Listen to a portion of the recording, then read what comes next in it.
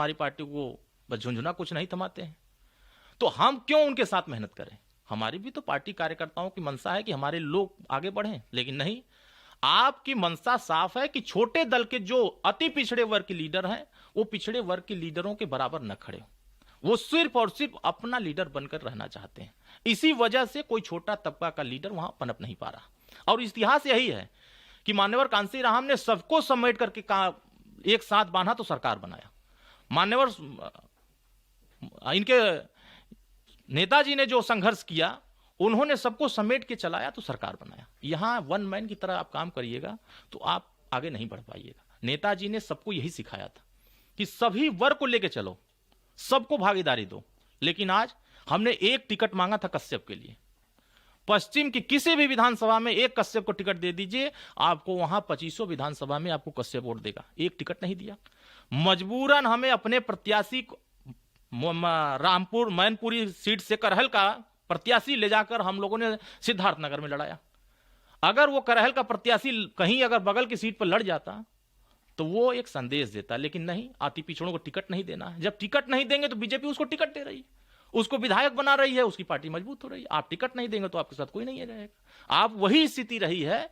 इसी वजह से उत्तर प्रदेश में माननीय ओम प्रकाश राजभर जी को टारगेट किया गया, सपा द्वारा टारगेट किया। उन्होंने एक कबूलनामा भेजा तलाक का, हमने कबूल कर लिया। कहा भाई तलाक तलाक तलाक, हमने कहा कबूल कबूल कबूल।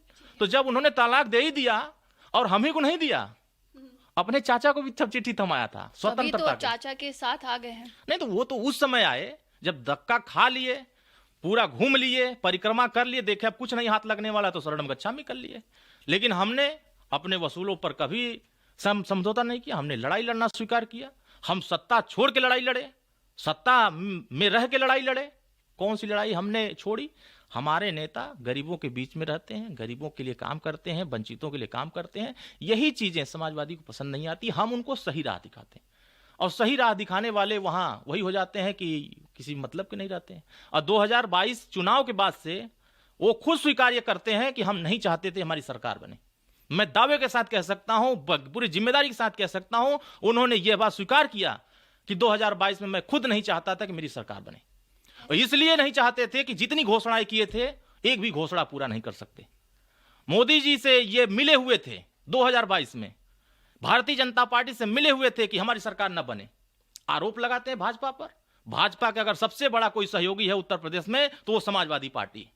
हम पूरी ताकत के साथ 2022 में लगे, पूरी कुर्बानी दिए, अपने कार्यकर्ताओं को पूरी ताकत के साथ लगाए। कितने लोग बीमार हो गए, 40 टेम्परेचर डिग्री गर्मी में हम लोग परेशान थे। लेकिन ये 5 स्टार होटल में बैठ के खाली ये नेता नहीं काम करेगा, वो नेता, जितने नेताओं को लिया इन्होंने, एक नेता का प्रयोग नहीं किया।